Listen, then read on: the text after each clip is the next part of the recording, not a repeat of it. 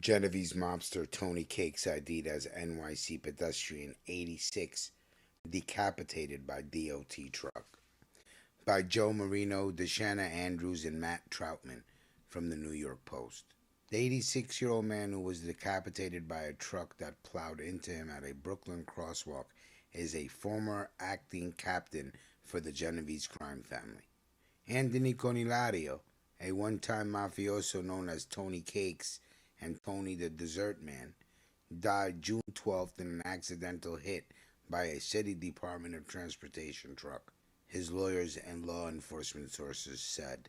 Quote, he spent his life looking over his shoulder, but he forgot to look both ways before crossing the street, one police source said. Before his gruesome death, he apparently lived a quiet life by himself in a small Bay Ridge apartment building on Dahlgren Place. A neighbor told the Post that he was a father of two and always looked out for others. Quote, we miss him. Everybody misses him, he said.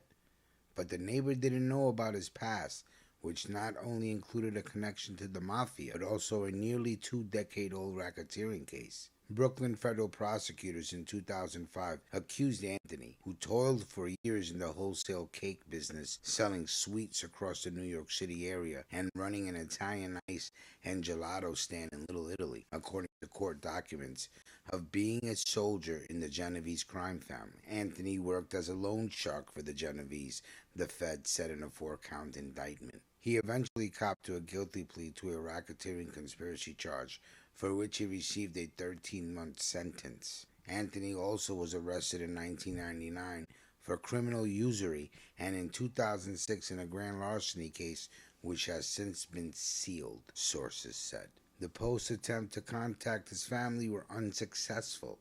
Matthew Marie, a longtime mob lawyer who counted Anthony as a friend and client, said the man he knew as Tony Cheesecake successfully delved into the dessert business after his time behind bars. Quote, later on in life he became known as Tony the Dessert Man, Marie said. Quote, he was a kind, gentle, soft-spoken, very quiet guy, always trying to help people. 4 bouquets of flower and 2 candles was set up Friday at 92nd Street and Dahlgren Place, where he was fatally struck.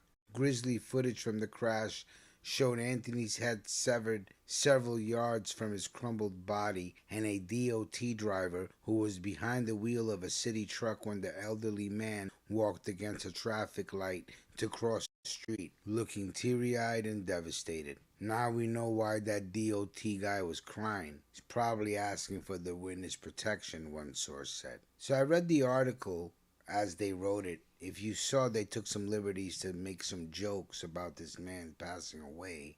And they started the article off with a joke, which I didn't even repeat. But I'll say it now. The article starts off, it was la Crossing Nostra. But, this is a fucking freak accident if you ask me. The man's head was severed from his body. There's a picture of the DOT guy. He looks really upset. And I don't blame him. Who's to say that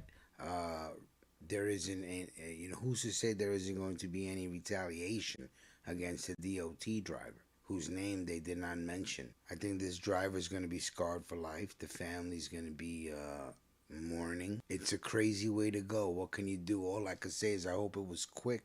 Probably was. He didn't suffer too much, and it isn't a way that anybody would want to go, but who's to say, how we go and don't go. Big Rich, Queens, New York City, where we keep it busy, smoking on a little Top Dog Sour. Let me know what you're smoking on, and let me know what city you're smoking in, and we will talk soon. Salute.